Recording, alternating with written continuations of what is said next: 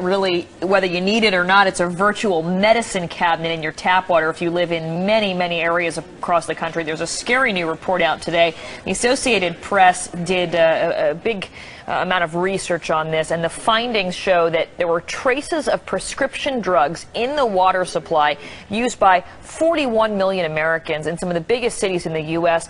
The list includes over-the-counter pain medication, mood stabilizers, even hormones. CNN's Elizabeth Cohen joins us now from the Medical Update desk in Atlanta. First, explain where they found it and what it is that they found, Elizabeth.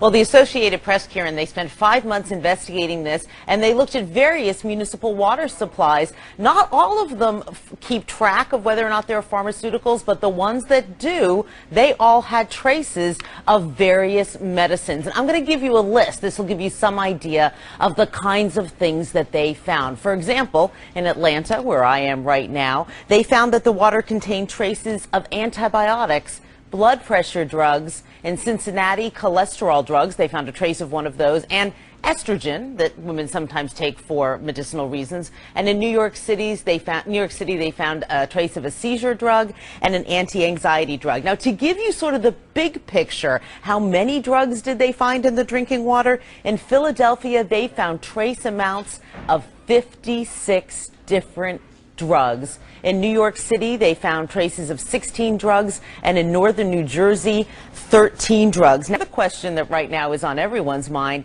is, how in the world did drugs get into our drinking water? Well, it's not very pretty, and I'll give you the sort of sanitized version. We all take drugs, and our body does not absorb 100% of everything. Some of it passes through our body, ends up in sewage. Sewage is then treated and ends up back in the water system. Of course, the next question is, well, what about bottled water? Well, I hate to sound so pessimistic here. Bottled water often just is repackaged tap water.